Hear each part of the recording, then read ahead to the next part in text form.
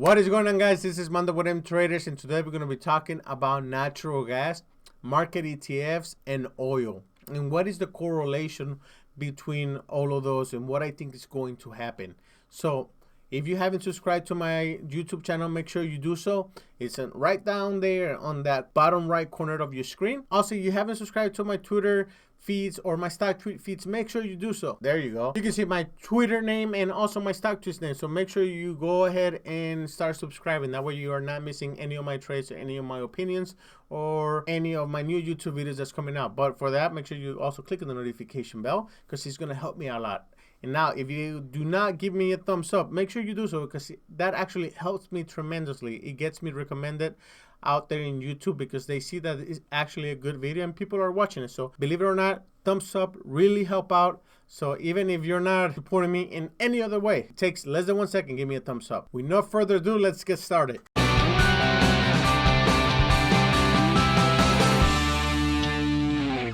Really quick, I want to show you guys the HFIR weather website, which is a website that I use in order for me to know what the total demand is going to be depending on weather. So I highly recommend that website because it's only 150 bucks a year, and I used to pay over $1,000 a month for a very similar service, and they had a lot more stuff that I didn't even need it. I just needed TDDs, my charts, and my maps, and this one has it all. So it has my table, it has my chart, it has my maps, the 1 to 5, 6 to 10, 10 to 15, my GIF, because I love the ensembles, the GIF as ensembles, and also the Northern Hemisphere, which I use that a lot when it comes to winter trades because I'm able to see polar vortex splits and I can see the overall direction of cold weather coming to the United States. I am not a weather expert. However, I do use that a lot because it gives me a better scenario and I can actually see what's going to happen in the future.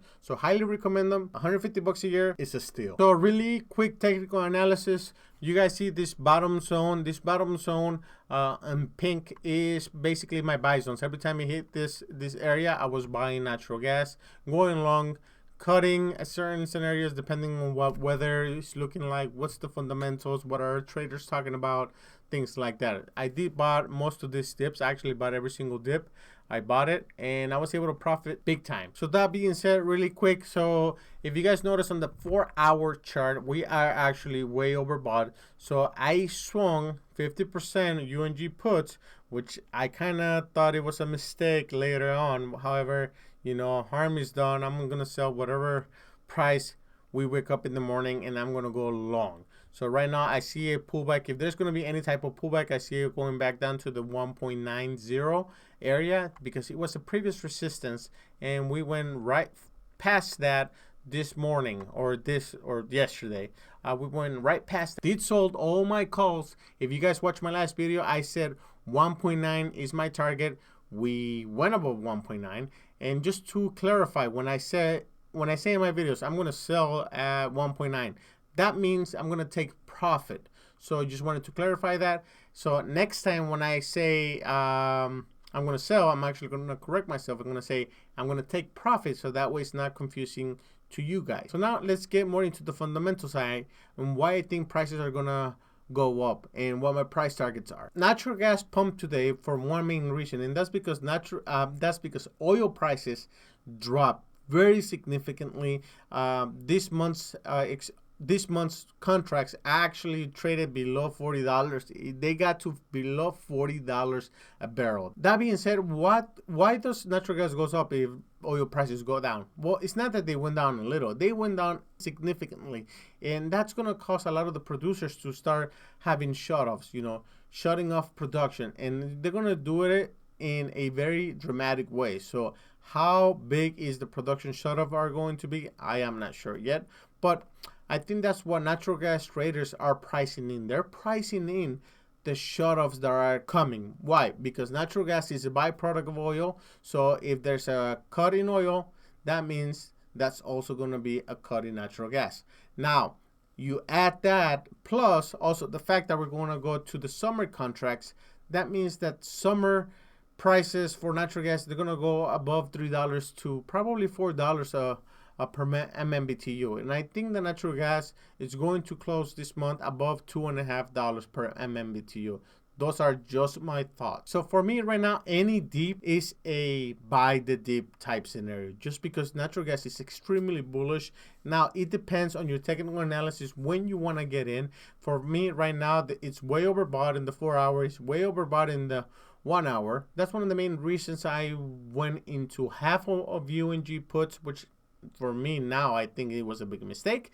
But the other half is in UGAZ. So I got half of UGAZ, half UNG puts. I was looking for a technical bounce back, which it seems that after hours is happening. However, when it comes morning, I'm gonna be looking at the price level very, very tightly and make a decision to either sell my puts right at market open and get into calls, or hold just a little bit so I can at least get out, break even on my puts and go back long. I do see prices are going to be probably tomorrow above $2. When it comes to the next month, I'm looking probably June, July, it's going to be between $3 or $4 per MMBTU.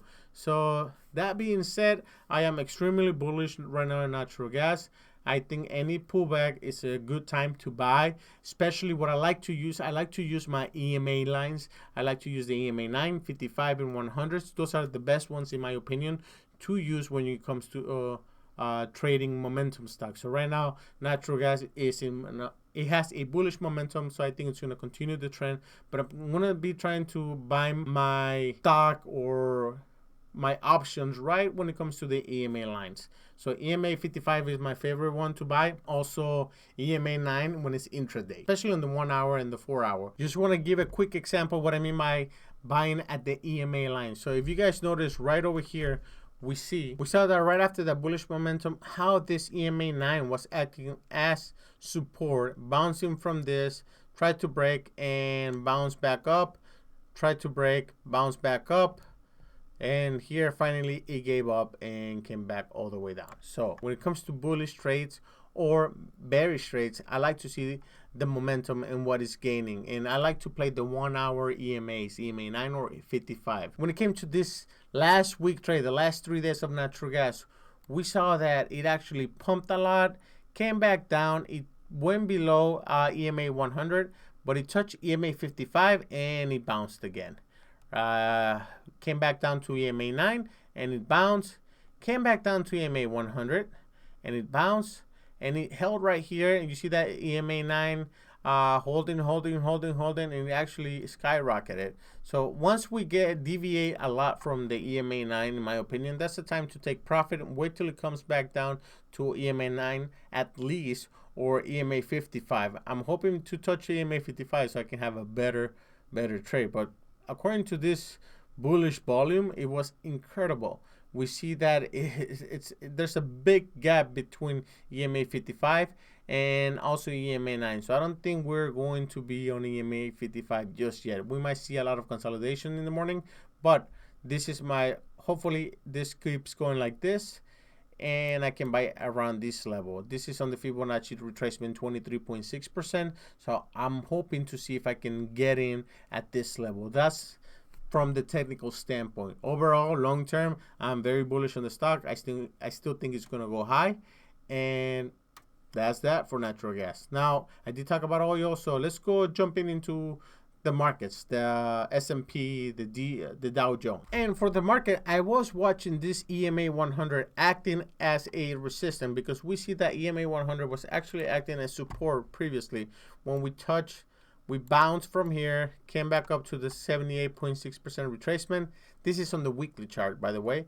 We came back down. It actually touched and it felt like it was support. However, it came back down. We broke it and kept going down. So right now we have the same type of scenario. Right now we went to EMA 100. We rejected. We actually came all the way back down to about the 2700 level. Came back up, touch it again, and reject it again. So right now we're holding right above the 50% retracement. So this is just based on the technicals. For me, it was a huge dead cat bounce. I still think we're gonna at least retest the lows of 2100. 2500.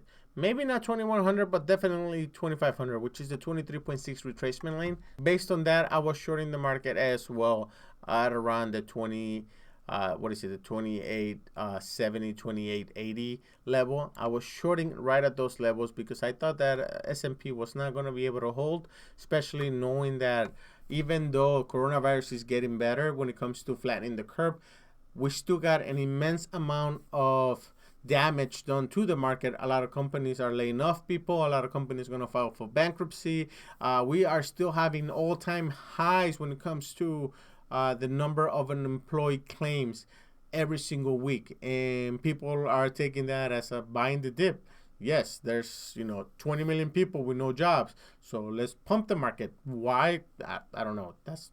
I guess my mentality doesn't work that way. However, it was just a matter of time when the market was going to fall. So right now we see on this week we have about 77% volume, sell volume, and about 22% buy volume. This is starting this week, which it was Monday. So 78% of the traders were in sell mode. The other 21% were in buy mode.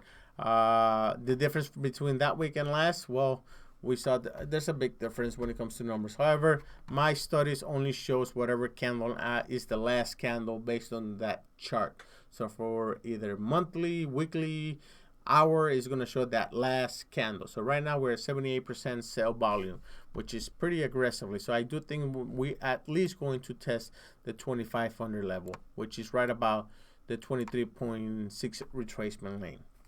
That being said, I have nothing else. So if you like the video, make sure you guys do subscribe. Hit that like button because it's going to help me tremendously. And I will see you in the next video. See ya.